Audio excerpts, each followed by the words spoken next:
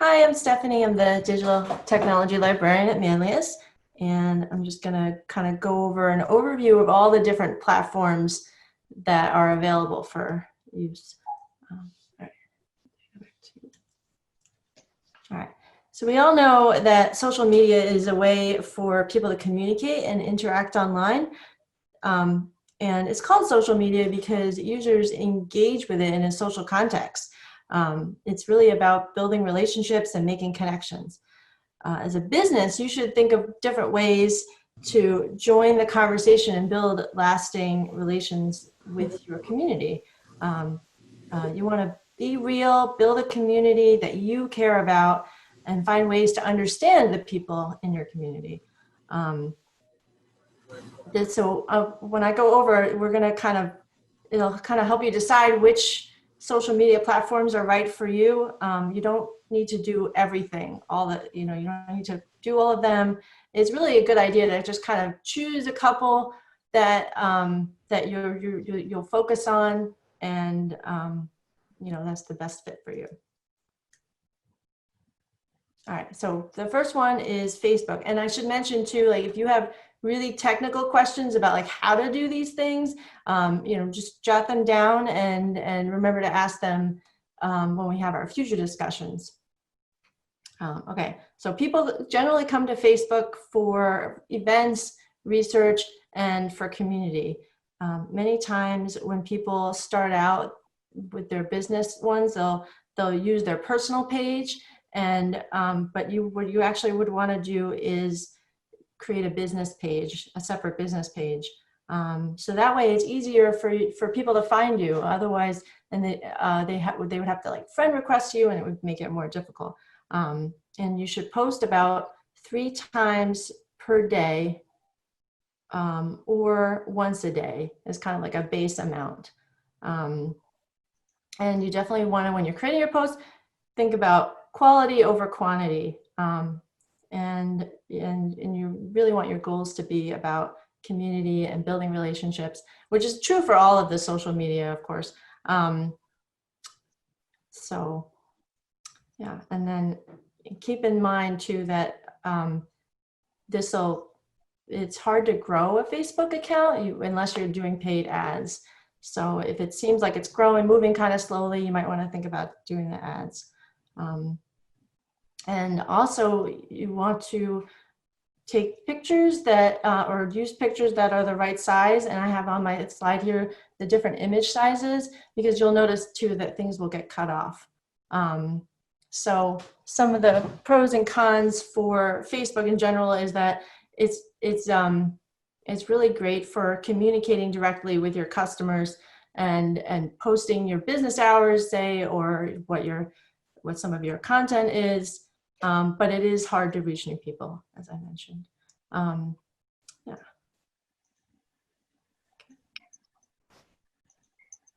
So, all right. Instagram is owned by Facebook, which you probably already know. And people generally use this for sharing photos. There's very limited text space available. I mean, you can type as much as you want, but people don't tend to expand the amount of text. So this is really a good source for those of you who have a very visually pleasing business. So, say you run a bakery, this would be great. You can share your photos of your baked goods and that sort of thing. So, I mean, so that's something to think about. It's based on what type of business you have, whether Instagram is going to work for you. Yeah. And you should post here at least once a day. And you can always post more. And you should get used to using hashtags as well, so that people can find your photos. When people people will follow certain hashtags, and then they'll click that link. They'll see your post more often, your photos. And you want to use the tools that are there as well. So both Instagram and Facebook have stories, so that you can share, and they're like short videos or an image that people will see on the top of their screen as they're scrolling through. Yeah. All right. Next up is, oh, and I forgot to mention too, I wanted to mention with Instagram, you probably noticed that all the image sizes are square, and you can use with your camera, if you have the iPhone, you can set your camera settings to just take square images, and that'll make it easier because you'll make sure that you have it framed right, your photo. So. All right, Twitter is a good place to connect with influencers. You would want to find people in your area, you know, where your type of business, and make connections with them. You know, because I think we all know the posts are really short, and I think it's 280 characters today. Used to be less, but and the average amount of Twitter users will post about 34 characters. So it's really just very short sentences, quick updates. It's great for, you know, sharing news that's coming up, or just events, like quick little, like come to this other site. You can share links. You should post on here at least around 10 times per day. And I know that seems like a lot, but if you're only focusing on Twitter, then it really makes sense to post often, because the lifespan of a tweet is pretty short. I don't know if any of you use Twitter, but usually you post something but the news is continuing to move on, so it doesn't last very long. So you want to be active, you want to use hashtags.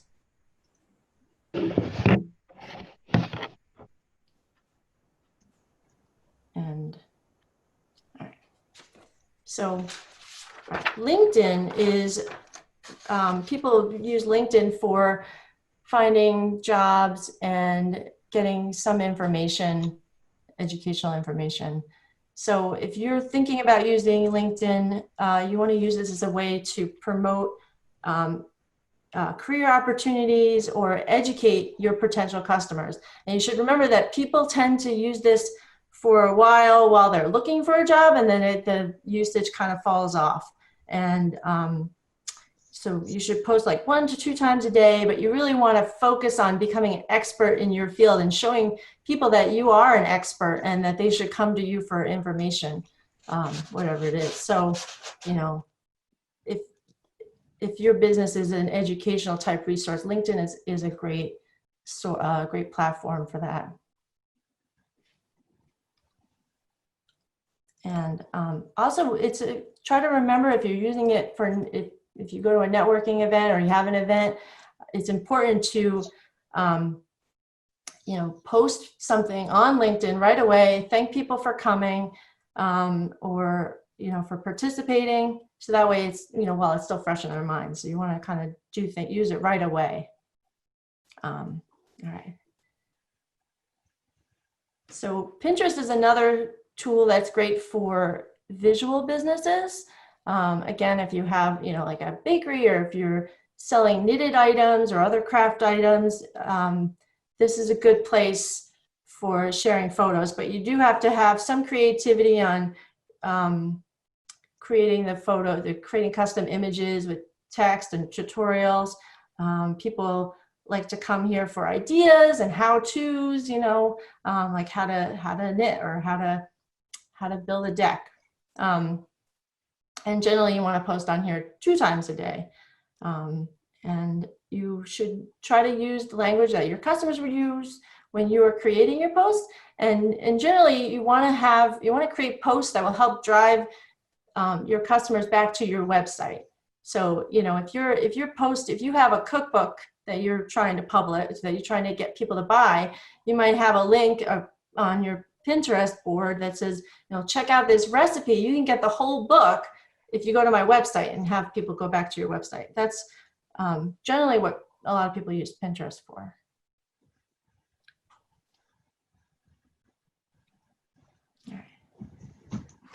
All right. Snapchat is fun to use, but the posts are generally generally only last 24 hours. So the lifespan is short, and the people that there's less people using it, and it tends to be a younger crowd of people.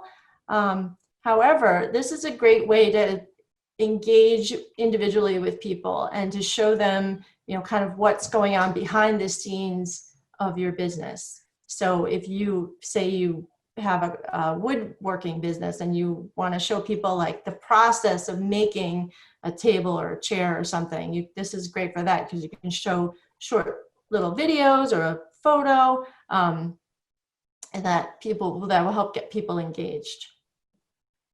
And you can post here about 5 times a day as recommended.